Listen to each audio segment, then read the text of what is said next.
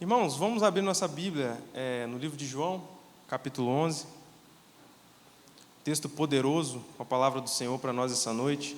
O Senhor falou muito comigo através dessa palavra e tenho certeza que vai falar com vocês também, amém? João, capítulo 11.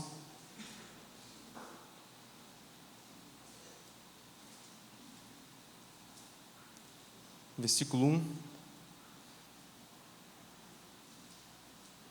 A ressurreição de Lázaro. Amém? Misericórdia. Estava enfermo Lázaro de Betânia, da aldeia de Maria e de sua irmã Marta. Esta Maria, cujo irmão Lázaro estava enfermo, era a mesma que ungiu com bálsamo o Senhor e lhe enxugou os pés com seus cabelos. Mandaram, pois, as irmãs de Lázaro dizer a Jesus: Senhor, está enfermo aquele a quem amas. E ao receber a notícia, disse Jesus: essa enfermidade não é para a morte, e sim para a glória de Deus, a fim de que o Filho de Deus seja por ela glorificado. Ora, amava Jesus a Marta, sua irmã, e a Lázaro. Quando, pois, soube que Lázaro estava doente, ainda se demorou 2 dias no lugar onde estava. Depois disse aos seus discípulos: vamos outra vez para a Judéia. E disseram-lhe os discípulos: Mestre, ainda agora os judeus procuravam apedrejar-te, e voltas para lá? E respondeu Jesus: não são 12 as horas do dia? Se alguém andar de dia, não tropeça, porque vê a luz deste mundo. Mas se andar de noite, tropeça, porque nele não há luz. Isso dizia, e depois lhes acrescentou: nosso amigo Lázaro adormeceu, mas eu vou para despertá-lo. Disseram-lhe, pois, os discípulos: Senhor, se dorme, estará salvo. Jesus, porém, falara com respeito à morte de Lázaro, mas eles supunham que tivesse falado do repouso do sono. Então Jesus lhes disse claramente: Lázaro morreu, e por vossa causa eu me alegro de que lá não estivesse, para que possais crer, mas vamos ter com ele. Então Tomé, chamado Dídimo, disse aos seus condiscípulos: vamos também nós para morrermos com ele. Chegando Jesus, encontrou Lázaro já sepultado havia 4 dias. Ora, Betânia estava a cerca de 15 estádios perto de Jerusalém. Muitos dentre os judeus tinham vindo ter com Marta e Maria para as consolar a respeito do seu irmão. Marta, quando soube que vinha Jesus, saiu ao seu encontro. Maria, porém, ficou sentada em casa. Disse, pois, Marta a Jesus: Senhor, se estiveras aqui, não teria morrido meu irmão. Mas também sei que mesmo agora, tudo quanto pedires a Deus, Deus te concederá. E declarou-lhe Jesus: teu irmão há de ressurgir. Eu sei, replicou Marta, que ele há de ressurgir na ressurreição do último dia. E disse-lhe Jesus: eu sou a ressurreição e a vida. Quem crê em mim, ainda que morra, viverá. E todo o que vive e crê em mim, não morrerá eternamente. Crês isto? Sim, Senhor, respondeu ela. Eu também tenho crido que tu és o Cristo, Filho de Deus, que haveria de vir ao mundo. Tendo dito isto, retirou-se e chamou Maria, sua irmã, e lhe disse em particular: o mestre chegou e te chama. Ela, ouvindo isto, levantou-se depressa e foi ter com ele, pois Jesus ainda não tinha entrado na aldeia, mas permanecia onde Marta se avistara com ele. E os judeus que estavam com Maria em casa e que a consolava, vendo-a levantar-se depressa e sair, seguiram-na, supondo que ela ia ao túmulo chorar. Quando Maria chegou ao lugar onde estava Jesus, ao vê-lo, lançou-se-lhe aos pés, dizendo: Senhor, se estiveras aqui, o meu irmão não teria morrido. E Jesus, vendo-a chorar, e bem assim os judeus que a acompanhavam, agitou-se no espírito e comoveu-se, e perguntou: onde o sepultaste? Eles lhes responderam: Senhor, vem e vê. Jesus chorou. Então disseram os judeus: vede o quanto o amava. Mas alguns objetavam: não podia ele, que abriu os olhos ao cego, fazer com que este não morresse? Jesus, agitando-se novamente em si mesmo, encaminhou-se para o túmulo. Era este uma gruta, a cuja entrada tinham posto uma pedra. Então ordenou Jesus: tirai a pedra. E disse-lhe Marta, irmã do morto: Senhor, já cheira mal, porque já é de 4 dias. E respondeu Jesus: não te disse eu que, se creres, verá a glória de Deus? Tiraram então a pedra e Jesus, levantando os olhos para o céu, disse: Pai, graças te dou, porque me ouviste. Aliás, eu sabia que sempre me ouves, mas assim falei por causa da multidão presente, para que creiam que tu me enviaste. E tendo dito isto, clamou em alta voz: Lázaro, venha para fora. Saiu aquele que estivera morto, tendo os pés e as mãos ligados com ataduras e o rosto envolto num lenço. Então lhes ordenou Jesus: Desatai-o e deixai-o ir. Muitos, pois, dentre os judeus que tinham vindo visitar Maria, vendo o que fizera Jesus, creram nele, e outros, porém, foram ter com os fariseus e lhes contaram dos feitos que Jesus realizara. Feche seus olhos, vamos orar, pedindo ao Senhor graça nesse momento. Senhor Deus, Pai amado, nós aqui estamos, Senhor, com o coração, Pai, entregue ao Senhor nesse momento, com humildade, Senhor, para que o Senhor venha falar conosco nesse momento, que o Senhor venha nos revelar aquilo que o Senhor tem para nós, Pai. Nós sabemos que somos totalmente dependentes do Senhor, Pai, totalmente carentes da Tua glória e da Tua revelação, Pai. É através da Tua palavra que nós entendemos o que o Senhor quer nos dizer. Por isso, Pai, nós oramos aqui pedindo que o Senhor fale conosco, Deus. A Tua palavra é vida para nós, Senhor, lâmpada para os nossos pés. Guia-nos, abre os nossos corações que estão fechados aqui nessa noite, Senhor, que venham a ser abertos, que através dessa palavra, Pai, o Senhor venha a transformar vidas, Deus, em nome de Jesus, amém. Irmãos, para entendermos, eu precisei ler aqui o texto todo, completo, para a gente poder ter uma maior base do que aconteceu, né? Nós vamos tratar novamente, alguns pedaços isolados, mas primeiro era bom dar um panorama total da história. E para que nós pudéssemos estar iniciando aqui o entendimento desse texto, o interessante é recapitular o contexto que isso aconteceu. Nós sabemos que Jesus, antes dele operar essa ressurreição, esse milagre aqui, que é descrito no livro de João, o 7º milagre evidenciado por João no seu livro, nós vamos ver que Cristo operara mais 2 ressurreições. Quem aí se lembra? Filho da viúva de Naim e a filha de Jairo. As outras 2 ressurreições que Jesus já tinha operado. E essas 2 ressurreições, elas nos dão base para chegar aqui e entender que fase Jesus operou essa ressurreição de Lázaro e por que ela foi tão importante assim para a história. Primeiro, nós vamos voltar na história da ressurreição do filho da viúva de Naim, onde Jesus ele estava ainda no início de seu ministério, ele estava caminhando, chegando na região de Naim, e quando ele chegou na cidade, ele viu uma comitiva com algumas pessoas carregando o que o texto vai chamar de um cortejo fúnebre, onde tinha um caixão aberto, que ali aquele jovem rapaz, filho único de uma viúva, estava sendo levado para a sua sepultura. E Jesus, vendo aquela situação, diz o texto que ele se compadeceu da viúva. A gente vale a pena lembrar o contexto daquela época, onde as viúvas elas eram totalmente dependentes ali antes de ficarem viúvas, é claro, eram totalmente dependentes dos homens, né? Ou de um filho, ou de um marido, e quando ela ficava nessa condição de viúva, ela ficava totalmente desamparada, não existia nenhum amparo, tanto que os apóstolos, muito tempo depois, legislaram acerca disso, para que nós, os cristãos, viéssemos a olhar para essas viúvas, né? Viéssemos ter uma atenção especial, porque eram pessoas na época que, de fato, precisavam de uma atenção. E Jesus, se compadecendo da situação dessa mulher, ele se aproxima daquela comitiva que estava levando, e ele toca naquele caixão, e naquele momento ele dá uma ordem. Ele não ora, ele ordena: menino, levanta. E o menino que estivera morto ali, próximo da sua sepultura, provavelmente próximo do seu túmulo, senta ali naquela situação e volta à vida. E Jesus, o texto diz que Jesus o entrega à sua mãe. A gente vai conseguir ver isso no texto de Lucas 7, a partir do versículo 11, a gente consegue acompanhar essa história. E prosseguindo ali, esse milagre foi tão importante nessa caminhada de Jesus, nessa trajetória, que essa informação chegou a João Batista.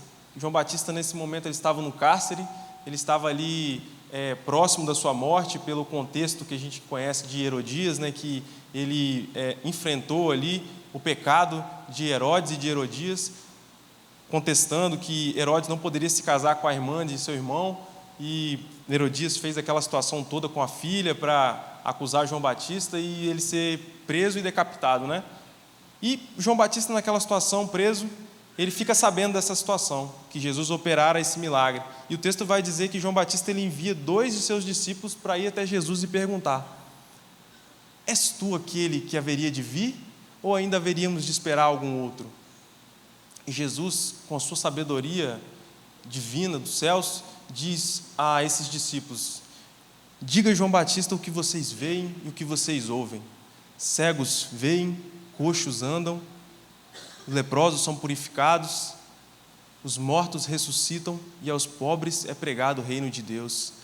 E aqueles discípulos então voltam e passam essa notícia a João Batista, evidenciando que de fato o Cristo já havia iniciado o seu ministério, o Cristo já estava ali cumprindo as profecias ao qual todos os judeus conheciam através das Escrituras por Isaías e os profetas, que ele iria operar. Então Jesus ali finaliza um dos últimos milagres que faltava para evidenciar o início do seu ministério.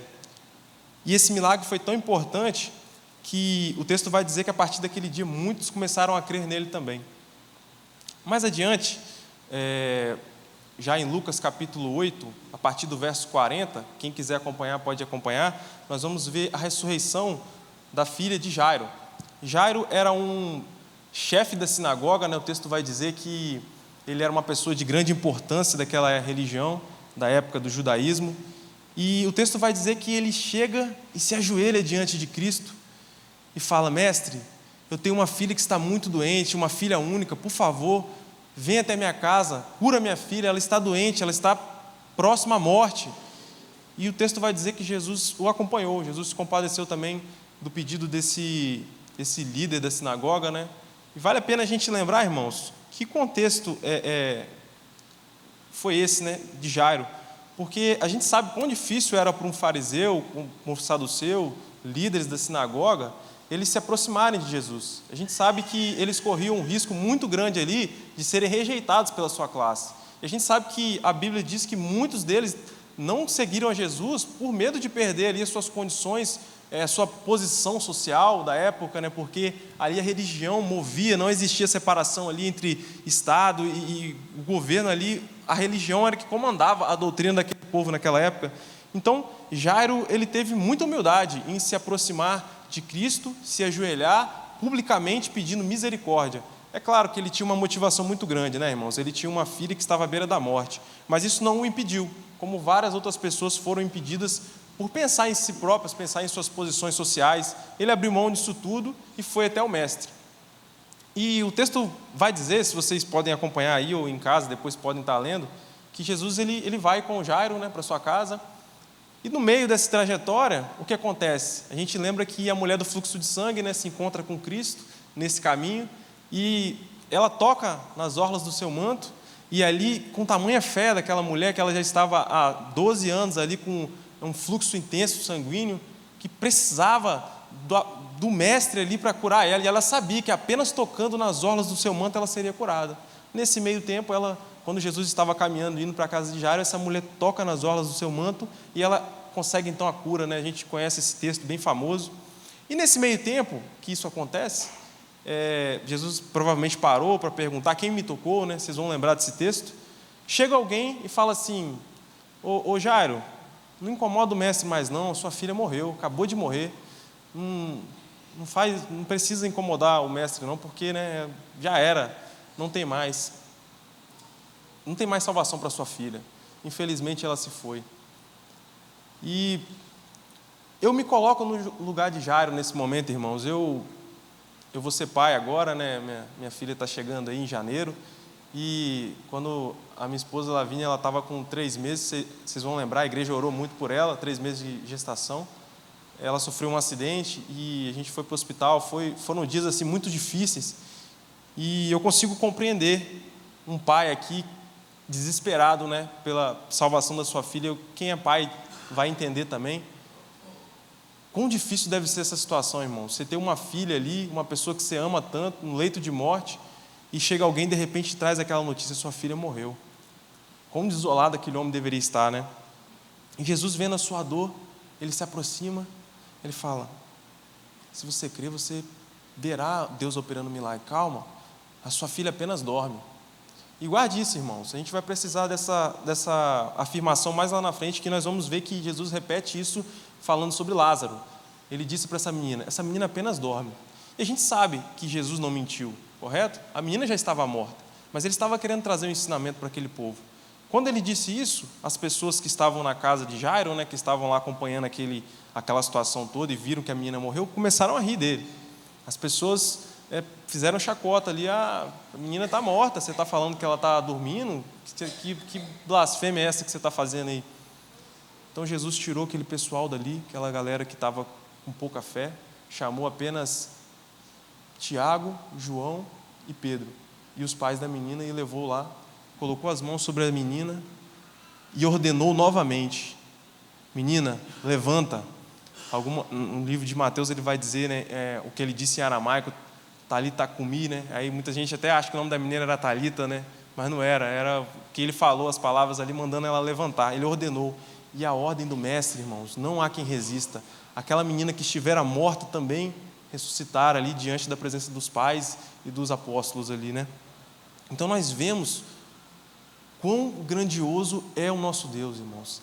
Não existe problema, não existe circunstância que possa parar o poder do nosso Deus, irmãos. A gente vê aqui esse contexto, que traz fé para o nosso coração, traz alegria de saber que nós servimos um Deus que Ele vem até nós, Ele se acha ali no momento de maior angústia da nossa alma e Ele traz de volta à vida aquilo que talvez a gente já tinha perdido a esperança, talvez o que as pessoas falaram para Jairo: Jairo, não incomoda mais o mestre, não tem jeito para sua filha, mas o nosso Deus, Ele pode operar, irmãos.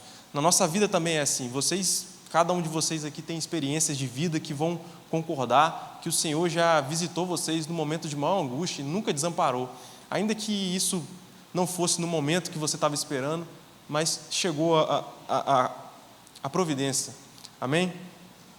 Mais adiante um pouco, nós vamos ver que Jesus ele se depara na sua caminhada, com a necessidade dele ir para a Judéia. Todos esses milagres que eu falei aqui, irmão, foram na Galileia, amém? A gente precisa entender o contexto onde isso aconteceu, porque a Galileia era a região onde Cristo nasceu, Nazaré ficava na Galileia, e a Galileia não era o epicentro ali da fé judaica.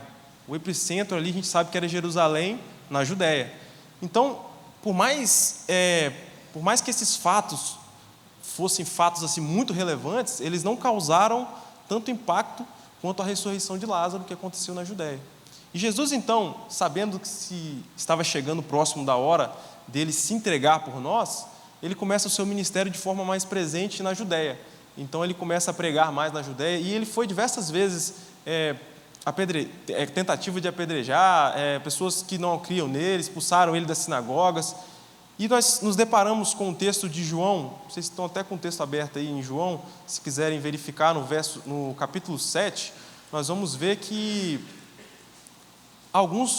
os irmãos de Jesus, a própria família dele, não cria nele, A gente vai ver algumas Bíblias de Genebra, tem até o título, A Incredulidade dos Irmãos de Jesus, que quando já estava se aproximando o tempo dele se oferecer como sacrifício vivo por nós, na famosa festa dos tabernáculos, que era aquela festa judaica que eles comemoravam ali a libertação do Egito e a peregrinação durante o deserto, onde Deus providenciou para eles todas as necessidades deles, Então até hoje os judeus comemoram ainda essa festa dos tabernáculos, e era de costume todos os judeus partirem para a Judéia, para Jerusalém, para comemorar. Então haveria essa festa, e os irmãos de Jesus, como não criam nele, até meio que caçoaram dele: não tem ninguém que queira ser conhecido publicamente que fica operando milagres em oculto, já que você diz que quem você diz ser, vai lá para Jerusalém e opera os milagres lá na frente de todo mundo, então que lá a situação vai ser legal para você. Mas falando isso no sentido até de pejorativo ali, zoando ele, E Jesus não responde, e eles vão na frente, Jesus logo depois ele vai, e lá ele opera alguns milagres também, alguns sinais. Lá a gente vê a história da mulher adúltera também, que tentaram apedrejar ela, e Jesus diz aquela famosa frase, quem não tem pecado que atire a primeira pedra.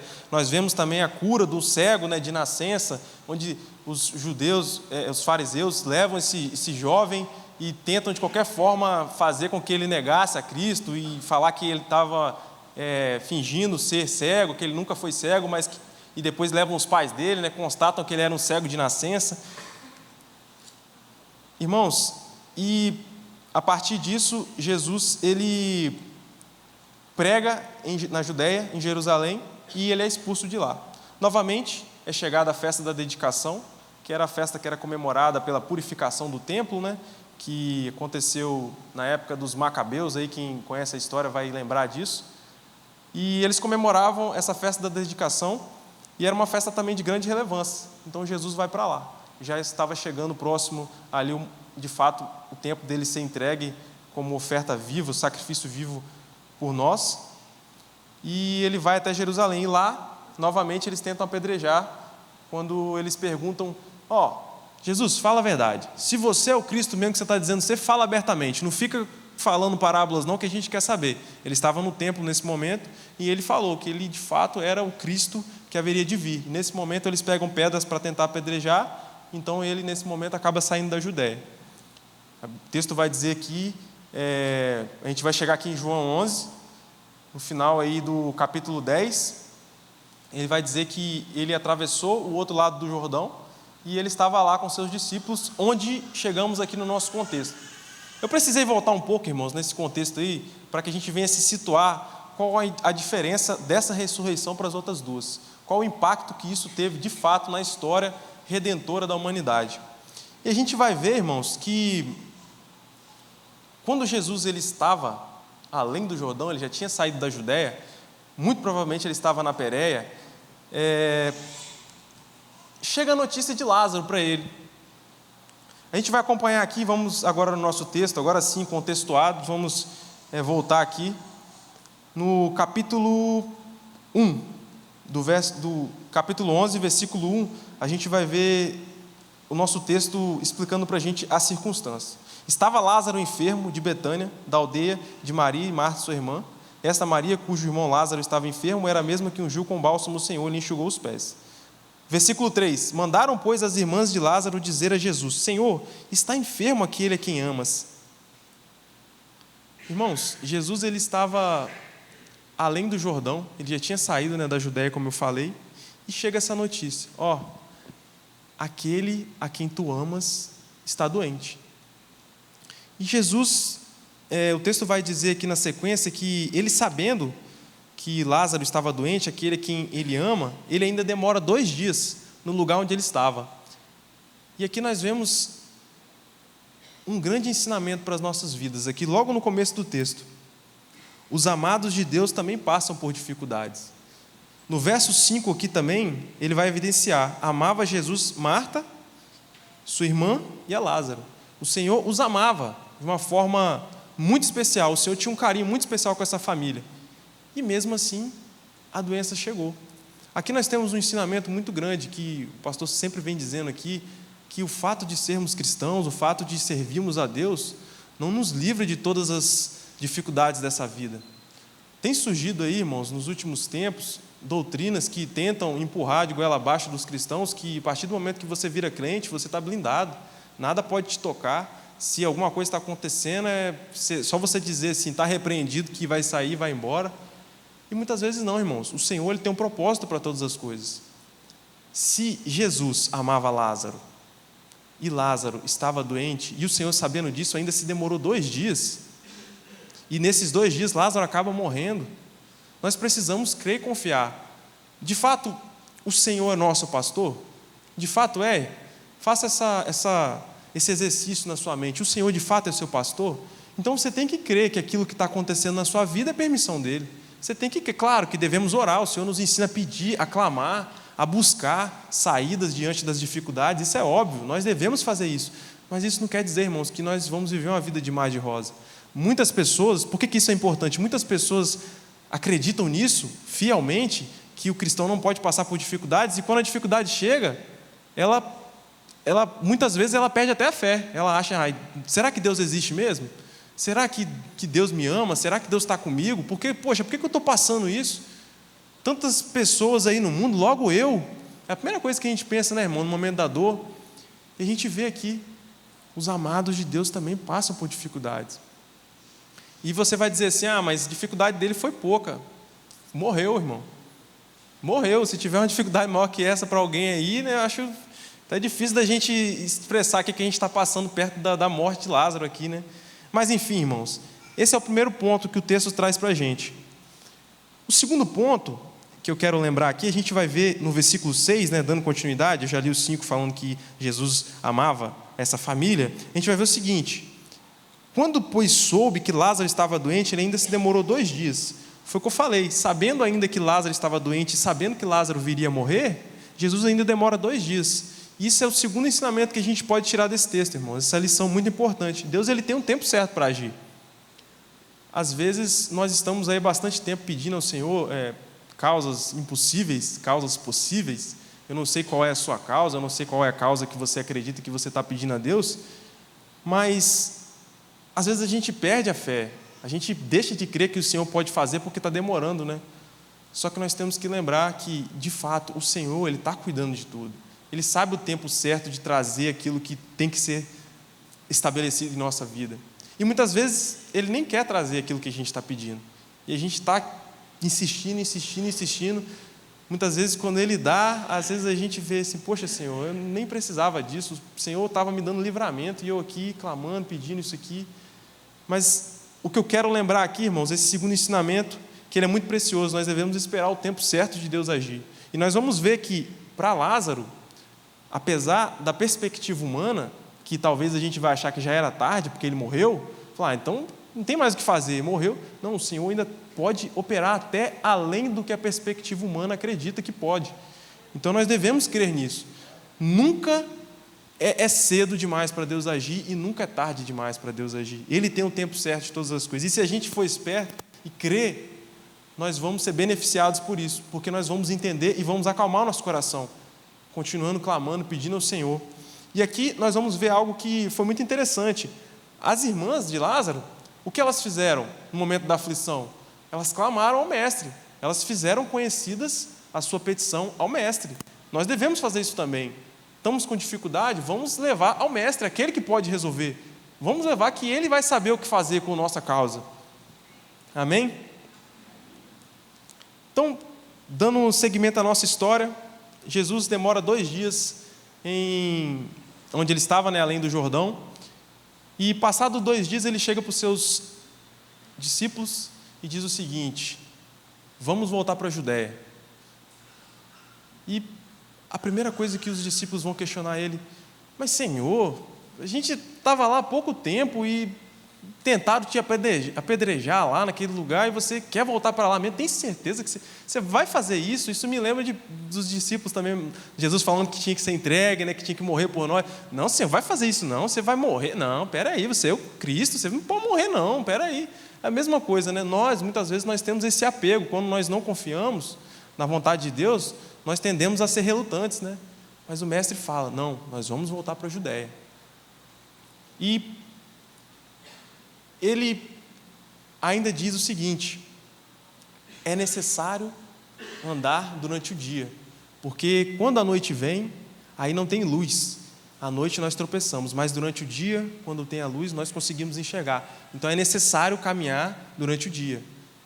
Lázaro adormeceu, mas eu vou lá para despertá-lo. Aqui de novo nós vemos essa palavra, Lázaro adormeceu. É interessante, guarda essa palavra, no final nós vamos voltar aqui e vamos lembrar de novo sobre essa situação. Mas, por hora, vamos prosseguir.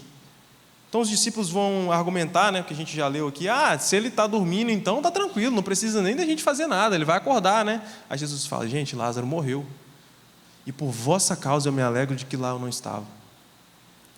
Dá para entender, irmãos? Jesus falando assim, eu vou parafrasear aqui, tá, irmãos? Para a gente pensar nisso aqui.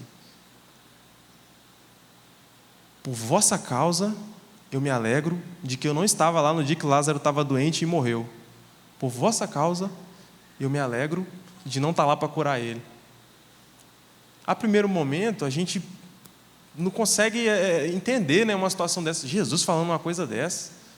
Nossa, estou feliz de não curar alguém, de deixar o cara morrer. Mas nós precisamos entender, irmãos, o que eu tenho falado aqui desde o início: existe um propósito para todas as coisas. Existe um propósito maior. Se nós de fato estivermos alicerçados no propósito maior da existência humana, nós vamos sofrer muito menos com as nossas dores terrenas. Se de fato nós entendermos o propósito maior do Senhor, nós vamos estar muito mais alegres nos dias da dificuldade.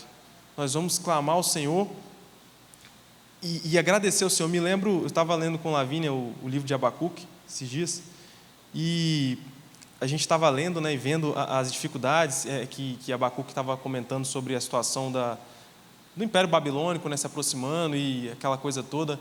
Aí eu até comentei com Lavínia, falei: imagina se fosse com a gente aqui agora, alguém chegando aqui em Aracruz agora e dominando isso aqui tudo, chegando aqui em casa, me expulsasse e falasse assim: não, a partir de agora, essa sua esposa aqui vai ser minha, seus filhos vão ser meus, casa é minha, e se não, misericórdia não me matasse, né, que era o que os babilônios faziam com eles, pode-se dizer que você está no lucro ainda, né, que era o que eles faziam. E comentando com ela, né, sobre essa circunstância, que muitas vezes nós nos perdemos e ver Abacuque glorificando a Deus naquele momento. Eu falei: você tem noção do que é isso? O cara estava passando por uma cidade sitiada e estava glorificando a Deus. Que Deus seja exaltado, grandioso, os mares se dobram diante de Deus, glorificando ao poderoso Deus. Nós estamos aqui porque é consequência de pecado, mas nós temos que glorificar o nosso Deus, porque Ele sabe o tempo certo de trazer de volta a glória de Jerusalém, a glória de Israel.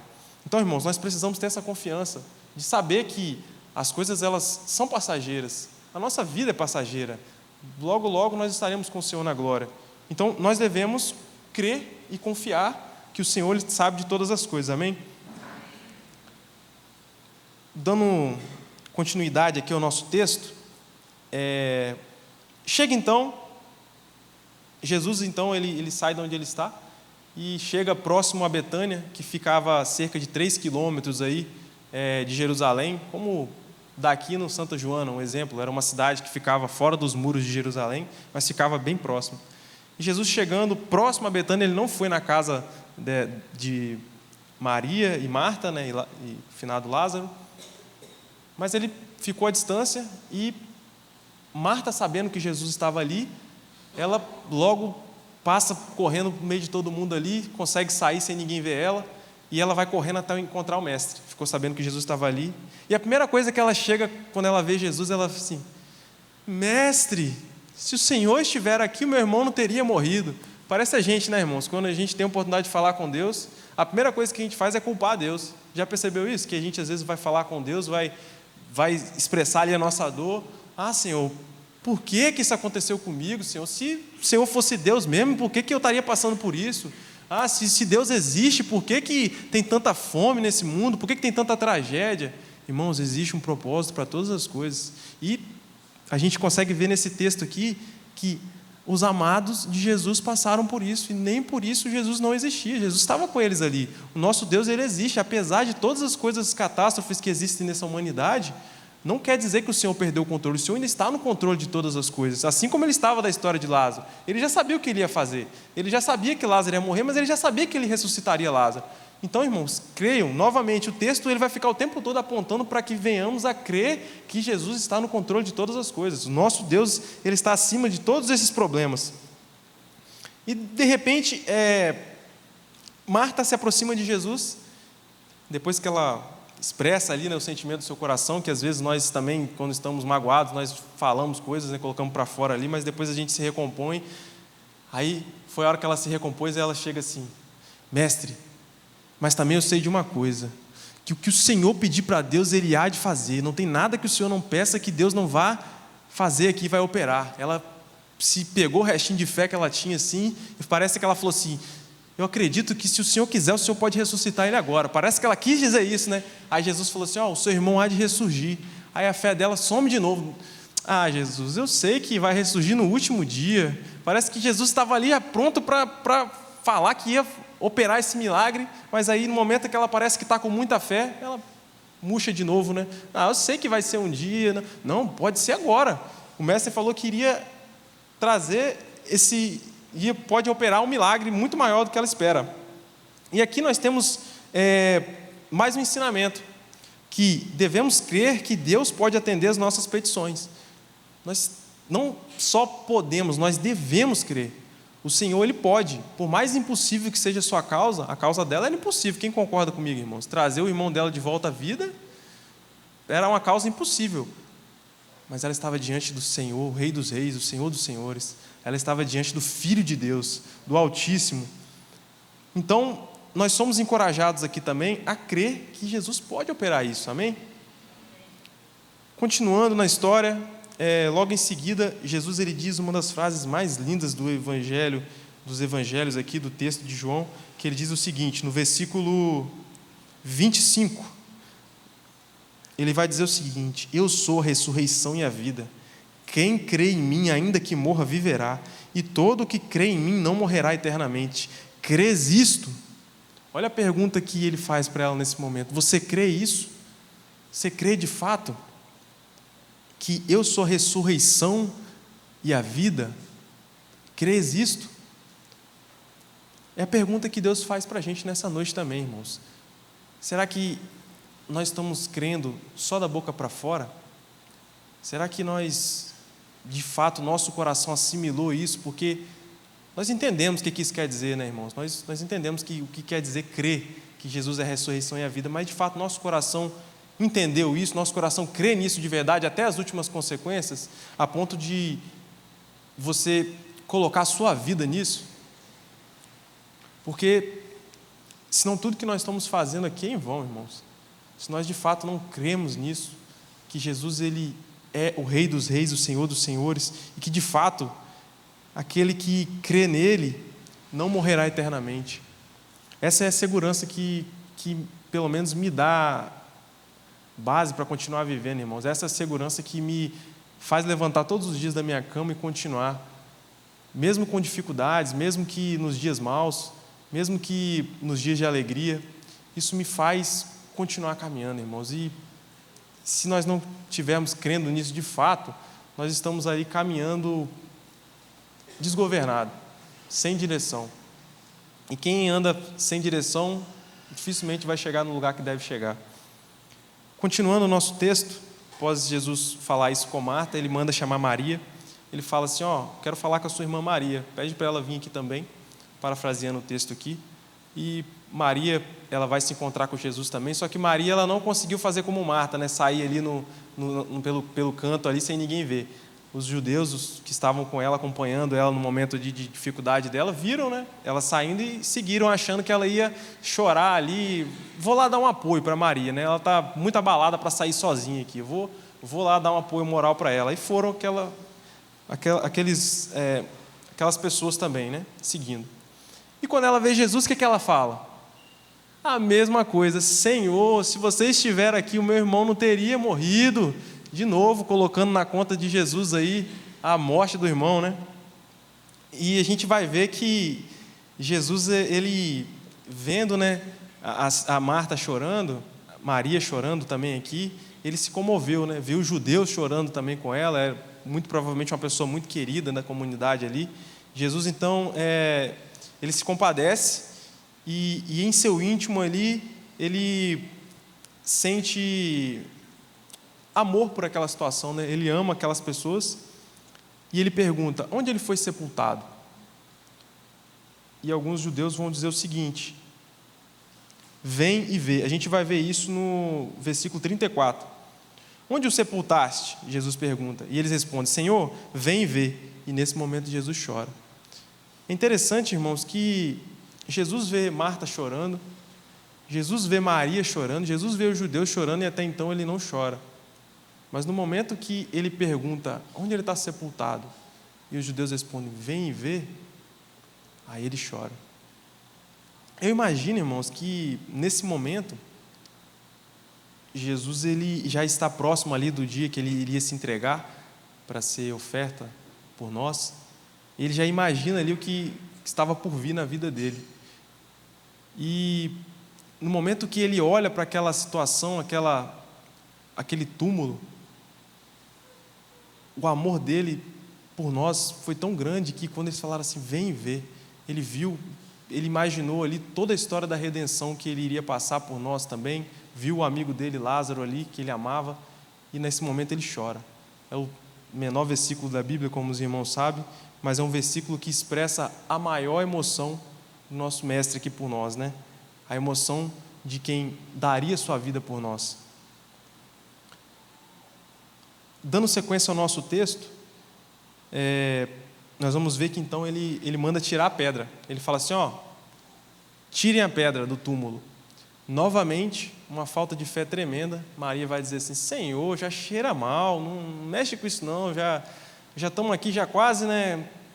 Estamos seguindo, já passamos 4 dias aqui que ele morreu, e já estamos conseguindo caminhar, né? Já estou deixando isso para trás, você vai abrir aí o cheiro e vai voltar tudo na minha memória, a morte dele, eu vou sofrer, mas não mexe com isso não, Jesus, não, acho melhor não, né? Deixa do jeito que está, a gente já está cicatrizando a ferida. Aí Jesus vai dizer para eles, no versículo 40, não te disse que se creres verá a glória de Deus? Tiraram então a pedra, irmãos, daquele que estivera 4 dias morto. Vocês sabem que 4 dias, de fato, já a decomposição já está bem em estágio bem avançado, né? Como ela mesma disse que já cheirava mal, e de fato aconteceu. E acontece uma coisa muito interessante que logo em seguida, que Jesus manda tirar a pedra. Vocês podem acompanhar aí no versículo 41. Tiraram então a pedra, e Jesus, levantando os olhos para o céu, disse, Pai, graças te dou, porque me ouviste. Aliás, eu sabia que sempre me ouves, mas assim falei por causa da multidão presente, para que creiam que tu me enviaste. Irmãos, vocês perceberam uma coisa aqui, que pelo menos na minha memória, né, quando a gente não pega para estudar de fato o texto, assim, só ler, a memória que eu tinha era que Jesus, nesse momento, ele orava, né, e depois ele chama Lázaro para fora e cura. Ele estava meio que orando, pedindo a Deus ali a cura, mas não é isso. Vocês perceberam que Jesus está orando, agradecendo? Reparou isso? Pai, obrigado porque me ouviste. Aliás, o Senhor sempre me ouve, mas assim eu estou orando para que eles possam ouvir, eles possam crer. Mas no momento que Jesus manda retirar a pedra, Lázaro já tinha ressuscitado. Porque logo em seguida ele já ora agradecendo, obrigado porque o Senhor me ouviu. Então nós temos aqui, irmãos, outro ensinamento poderosíssimo, que Jesus ele nos ensina que nós não precisamos ver para crer. Ele já tinha dado a ordem e ele manda tirar a pedra porque ele já sabia que Lázaro já tinha voltado à vida, ele já tinha decretado isso. E no momento que ele chama, de fato Lázaro vem. Irresistivelmente Lázaro sai. A gente vai ver na sequência do texto que ele diz em alta voz, no versículo 43, Lázaro, venha para fora. E saindo aquele que estivera morto, tendo os pés e as mãos ligados com ataduras e o rosto envolto no lenço. Então Jesus disse, desatai e deixai-o ir. Irmão, vocês conseguem imaginar essa cena? Uma pessoa que já tinha morrido há 4 dias, sair andando, caminhando, todo meio que desconcertado ali, tirando as ataduras, né? A gente fala ali que ele pede para desatar, provavelmente os rituais judaicos, eles tinham esse costume de embalsamar e colocar aqueles panos, né? Desatai-o, deixa ele ir agora. E aquele homem, irmãos, ele fala, chama pelo nome, Lázaro, venha para fora. E aquele cara, irresistivelmente sai ali caminhando, na frente, na vista de todos. E a gente vai entender o contexto que eu fiz questão de enfatizar antes da gente entrar nesse texto agora. O que acontece após essa ressurreição de Lázaro, né? Alguns creram, o texto vai dizer aí no final, no verso 45, e outros não. Alguns foram até os fariseus para falar o que aconteceu.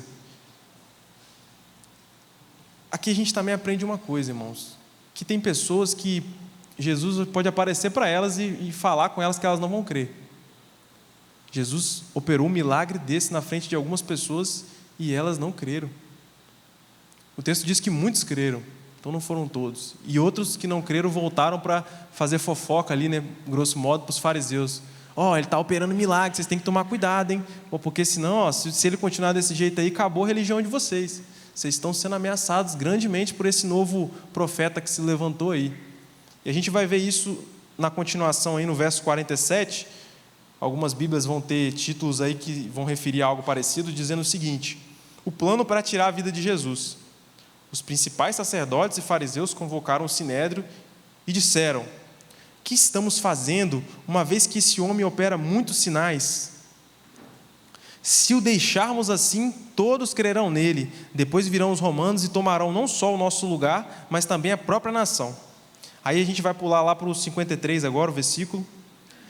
Desde aquele dia resolveram matá-lo, de sorte que Jesus já não andava publicamente entre os judeus, mas retirou-se para uma região vizinha. Irmãos, a diferença desse milagre aqui que Jesus operou em Betânia, na Judéia, próximo a Jerusalém, e dos outros dois que ele tinha operado, primeiro, foi o tempo. Quando Jesus operou o primeiro milagre da cura do filho da viúva de Naim, da ressurreição desse menino, ele ainda não era tão conhecido ainda, e ele operou esse milagre na Galileia, um lugar que ainda não tinha tanta relevância religiosa quanto em Jerusalém. A segunda situação da filha de Jairo foi a mesma situação, ele operou esse milagre em Cafarnaum, que ainda pertencia a Galileia. Vamos lembrar aqui, a gente tem a Galileia, Samaria e Judéia. Ainda tinham esses dois lugares que separavam, né, esses dois lugares. Então eram lugares longes e não repercutiu tanto. Isso prova disso é que Jesus, após operar o milagre com a filha de Jairo, ele fala o quê? Ele fala assim: não conta para ninguém não, por enquanto, deixa entre nós aqui essa situação, porque ainda não era chegada a hora. Diferente dessa situação, aqui, na ressurreição de Lázaro, era chegada a hora. E nós vamos entender, irmãos, aqui, já partindo para o final, que nós não devemos olhar a ressurreição de Lázaro apenas como a ressurreição de Lázaro. Mais uma vez, nós não devemos olhar a ressurreição de Lázaro como apenas a ressurreição de Lázaro. O texto está indicando algo mais aqui para a gente. Se pudermos nos atentar ao que o texto quer dizer, ele vai nos levar a outro entendimento além desse que a gente viu. Vamos lá, deixa eu dar alguns exemplos aqui para a gente trabalhar um pouco disso, se encaminhando para o fim já. No versículo 4, voltem de novo aí no versículo 4, que vamos ver com outro panorama agora essa história. Ainda no capítulo 11, no versículo 4. Ao receber a notícia, disse Jesus: esta enfermidade não é para a morte, e sim para a glória de Deus, a fim de que o Filho de Deus seja por ela glorificado. Irmãos, alguém aqui lembra onde o Filho de Deus foi glorificado, de fato? Essa doença, olha bem o que Jesus disse lá no começo da história, essa doença não é para a morte. Lázaro morreu, volta lá, Jesus disse, essa doença não é para a morte, mas é para que Deus seja glorificado e para que o Filho de Deus seja glorificado também. Onde Jesus foi glorificado, irmãos? A Bíblia responde a própria Bíblia. Vocês estão certos. João 12. Adianta aí, o próximo capítulo, versículo 23. Olha o que Jesus diz, irmãos. É chegada a hora, João 12, 23. É chegada a hora de ser glorificado o Filho do Homem. Em verdade vos digo, se o grão de trigo caindo na terra não morrer, fica ele só. Mas se ele morrer, ele produz muito fruto. Aqui Jesus estava dizendo, começando a evidenciar como que ele glorificaria a Deus, como que o Filho do Homem seria glorificado. E ele já começa a mostrar aqui que era necessário ele morrer. Era necessária a morte. Continuação desse mesmo pensamento aqui, João 17 também, vamos dar mais uma folheada aí. João 17, a partir do versículo 1, nós vamos ver o seguinte. João 17, 1. Tendo Jesus falado essas coisas, levantou os olhos ao céu e disse: Pai, é chegada a hora, glorifica o teu Filho, para que o Filho te glorifique a ti. Vale lembrar o contexto que Jesus disse isso aqui. Isso aqui ele estava na oração sacerdotal. A oração que ele fez, praticamente entregando ao Pai ali a sua caminhada, a sua jornada. Os próximos capítulos, se você acompanhar, você vai ver que ele vai para o Getsemane, lá ele é traído por Judas, né? Os fariseus chegam lá para prender com alguns oficiais romanos. E a gente vai ver que essa história toda se desenvolve. Aqui era o desfecho, a oração final de Jesus ali, próximo à sua entrega vicária. Irmãos, nós podemos voltar agora para João 11 e deixar aberto. nós precisamos entender que Jesus está dizendo o seguinte: essa doença de Lázaro é para que o Filho de Deus seja glorificado. Olha o propósito aí, irmãos. Não era só para que as pessoas olhassem para Lázaro lá, creio em Jesus agora. Isso já é muito grande. Mas tinha algo maior, um propósito ainda maior. A gente podemos observar aqui também, no verso 8, que ele diz o seguinte: vamos outra vez para a Judéia. E disseram-lhe os discípulos: mestre, ainda agora eles tentaram te matar e você quer voltar para lá? Analisando isso aqui de novo agora, com essa perspectiva de que Jesus ele já estava se encaminhando para a sua morte, e a ressurreição de Lázaro era o último impulso que ele precisava para que ele fosse levado pelos fariseus e saduceus, fosse julgado, fosse entregue, fosse morto, ressuscitasse e trazesse a ressurreição. Este é o contexto que a história de Lázaro também nos traz. Então nós vamos observar aqui que no momento que eles perguntam se ele ia voltar para a Judéia, olha o que ele diz: é necessário caminhar durante o dia. Quem caminha de noite tropeça. É necessário caminhar enquanto tem luz. Perguntaram ele: você vai voltar para a Judéia podendo morrer? E ele fala assim: não, caminha de dia. Que sentido tem isso? É que era necessário a luz dele brilhar sobre todos nós para que nós viéssemos a encontrar salvação nele. Ele já estava aqui apontando a sua morte também, e como que a história de Lázaro o impulsionaria de fato para isso. Meditando sobre isso, irmãos, eu me lembrei de como Jesus ele conheceu essa família. Se encaminhando para o final aqui, Jesus ele decidiu se hospedar na casa de Marta, e nesse tempo que ele decide se hospedar na casa de Marta, o texto vai dizer que Maria, sua irmã, a acompanhava durante esse tempo, e Marta se preocupando com várias coisas ali, de como ela ia servir ao mestre, como que ela ia trabalhar ali para servir, para agradar Jesus, e Maria só ali, observando, aprendendo com ele, estando com ele, como o próprio texto diz, aproveitando a melhor parte. E Marta ali, pensando em tanta coisa, e esqueceu que ela estava diante do Messias, do Mestre, do Rei dos Reis, face a face com Deus. Perdeu a oportunidade de se achegar a Ele. E o texto vai dizer que no final, Jesus diz para ela: Marta, Marta, você se preocupa com coisas demais, onde apenas uma coisa te é necessária. E você está preocupado com que não é para você estar se preocupando agora, a sua irmã escolheu a melhor coisa, e isso não vai ser tirado dela. Irmãos, eu meditando sobre o texto de Lázaro, eu consigo observar toda a doutrina da graça de Deus revelada aqui nessa história.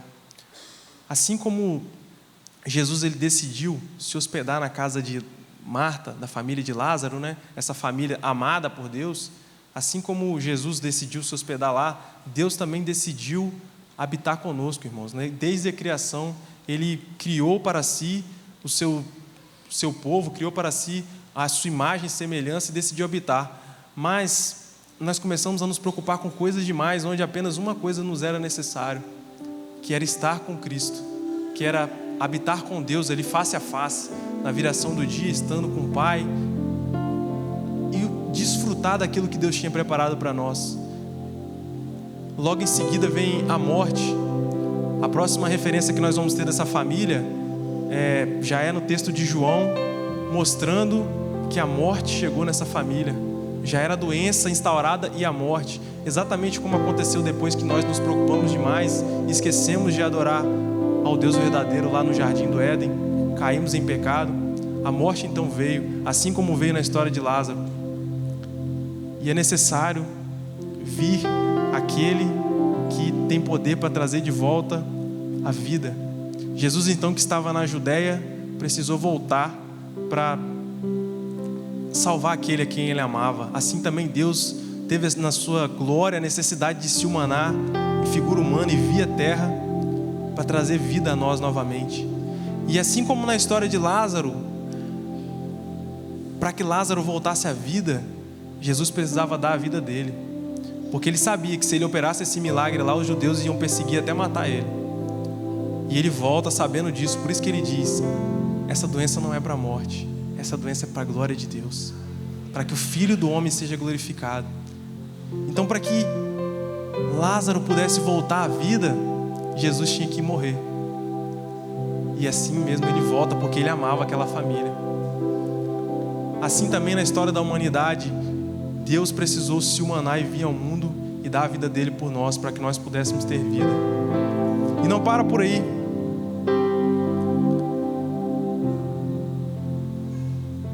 Nós vamos ver que o Senhor, Ele chega, Ele nos vê na nossa condição imunda, na nossa podridão que já cheirava mal.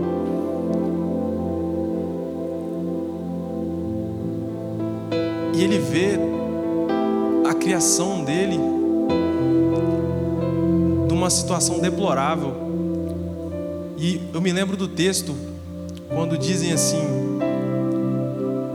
onde ele está sepultado? E os judeus dizem assim: vem e vê. Agora eu entendo porque Jesus só chorou depois que falaram vem e vê. Porque da mesma forma que Jesus teve que vir aqui e ver a nossa podridão humana para poder limpar o nosso pecado, para trocar de lugar conosco, no momento que falaram assim vem e vê, ele deve ter se lembrado: foi necessário eu vir aqui para ver de fato, e a podridão humana do pecado traz essa morte eterna. E somente Deus, somente eu, a figura dele falando, né, tem o poder para trocar de lugar com ele e trazer ele de volta à vida. Irmãos, e nesse momento eu queria que vocês prestassem atenção que esse texto é um figurativo de toda a história da salvação, a história da redenção humana. E Jesus então, ele se depara com aquele que estivera morto, e ele veio exatamente por Lázaro. Ele está prefigurando aqui que ele veio para buscar os eleitos dele. Ele veio para chamar pelo nome: Lázaro, venha para fora, eu vim morrer por você. Eu vim salvar você da sua morte, mas eu vim por você. Lázaro, ele diz: Lavínia, venha para fora. O Ederson, venha para fora. William, venha para fora. Ele chama pelo nome. Ele enfrentou a morte por você, exclusivamente por você. Morte de cruz, irmão. A pior morte que poderia enfrentar naquela época foi por você, e ele te chama pelo nome. Eu consigo ver, irmãos, todos os pontos aqui da doutrina da graça. Primeiro, decidiu o Senhor se hospedar na casa de Marta e Maria. Eleição incondicional. Ele escolheu aquela família, ele amou aquela família e foi se hospedar com ela. Nós vemos aqui a morte naquela família chegando, a depravação total do homem. O homem estava totalmente depravado, perdido em seus pecados. Ele não tinha como, Lázaro não tinha como voltar à vida sozinho. Precisava do mestre chamar ele de volta à vida. Nós vemos também aqui a expiação limitada, quando Jesus, ele vem pelos eleitos dele e ele fala: Lázaro, venha para fora, eu estou te chamando você pelo nome, venha. Nós vemos aqui também a graça irresistível, quando Jesus fala em alta voz: venha para fora. Irresistivelmente Lázaro foi. Antes dele chamar, Lázaro já tinha ressuscitado, como a gente viu que ele já orou agradecendo. Ele não tinha como não ir. Tinha como, irmãos, Lázaro não sair daquela tumba? Tinha como eu não vir aqui e estar aqui hoje, diante de tamanha graça de Deus pela minha vida? E vai faltar um, irmãos. Quem está mais a par aí da doutrina da graça vai lembrar que falta a perseverança dos santos. E a gente vê isso no capítulo 12. Após ressuscitado, após Jesus trazer de volta à existência aquele que estava morto, Jesus vai aparecer ceando com ele. Repare que a instituição da Santa Ceia ainda não tinha sido estabelecida. E Jesus ali, prefigurando toda a doutrina da graça, na história de Lázaro, ele já nos mostra que após ele nos ressuscitar, ele nos chama para cear com ele, fazer parte da aliança eterna com ele. E ali não há um que caia da perseverança. Aquele que cai, vai dizer em 1 João, né, nunca foi dos nossos, porque os que são de fato ficam. Irmãos, a gente consegue ver toda a história da redenção humana aqui nesse texto. A doutrina da graça em todos os aspectos aqui na história de Lázaro. Ele nos chama, Ele nos redime e com graça irresistível Ele nos ama. Irmão, se não o que eu estou falando, mas se essa história aqui de redenção humana, de um Deus sair da sua glória, vir aqui, morrer por mim e por você, não impactar seu coração, irmãos, é difícil algo fazer te tocar. E para finalizar agora de verdade, se vocês puderem abrir em Efésios 5:14.